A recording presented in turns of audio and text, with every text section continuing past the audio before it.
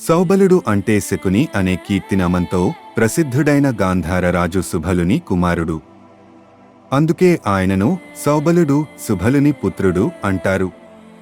శాకుని మహాభారతంలోని అత్యంత చతురుడైన, విధ్వంసకమైన, దుష్ట మేధావిగా పేరుగాంచాడు. శకుని గాంధార దేశానికి రాజకుమారుడు. అతని చెల్లెలు గాంధారి వివాహం అప్పటి హస్తినాపుర యువరాజు అయిన ధృతరాష్ట్రుడితో జరిగింది. ఇది రాజనీతికి లోబడి జరిగిన సంబంధం. ఒకరోజు శకుని తండ్రి సుబలుడితో పాటు గాంధారి కుటుంబం మొత్తాన్ని హస్తినాపురానికి పిలిపించగా కౌరవులు వారిని బంధించారు. అప్పటి నుండి కౌరవులు ఆ కుటుంబానికి తినడానికి తక్కువ ఆహారం ఇవ్వడంతో శకుని తండ్రి, సోదరులు మరణించారు. చివరికి శాకుని మాత్రమే మిగిలాడు. కొన్ని కథనాల ప్రకారం శకుని తాను తినే ఆహారాన్ని తండ్రికి ఇచ్చి చివరికి తానే బతికాడు.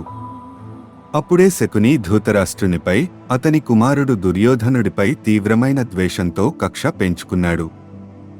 శకుని మహాభారత యుద్ధానికి అసలు మానసిక వ్యూహకర్త. అతని మేధ, మాటల వాడకంతో ధర్మరాజును పాచికలు, జూదం ఆడించడమే మహాభారత యుద్ధానికి బీజం వేసిన సంఘటన. ద్రౌపది వస్త్రాపహరణ, అవమానం వంటి ఘోర సంఘటనలకు మూలకారణం శకుని వ్యూహమే. అతని జూదాలోకంలో ప్రతిభ అద్భుతమైనదైనా అది ధర్మవ్యతిరేకంగా ఉపయోగపడింది. శకుని తాను కక్షపడి ఉన్న హస్తినాపుర కుటుంబాన్ని లోపల నుంచి నాశనం చేయాలని యత్నించాడు. పాండవులు, కౌరవులు పరస్పరం నాశనమైతే తన ప్రతీకారం తీరుతుంది అనుకున్నాడు. కృష్ణుడు శాంతిదూతగా వచ్చి పాండవులకు కనీసం 5 గ్రామాలు ఇవ్వమన్నప్పటికీ శకుని దుర్యోధనుని రెచ్చగొట్టి అది కూడా నిరాకరింపజేశాడు.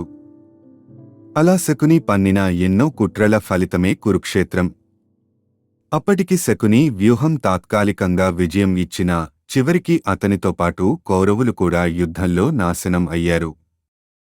చివరికి శకుని కురుక్షేత్ర యుద్ధంలో సహదేవుడి చేతిలో మరణించాడు. శకుని మేధావి, వ్యూహకర్త, కాని కక్షకి బానిస. అతని తెలివి ధర్మ మార్గంలో ప్రయోజనపడితే మహోన్నతుడయ్యేవాడు. కాని తన ప్రతిభను ప్రతీకారానికి వినియోగించి చివరికి తానే నాశనం అయ్యాడు. శకుని మనకు చెప్పే గుణపాఠం: బుద్ధిని వినాశనానికి కాదు, ధర్మానికి వాడాలి.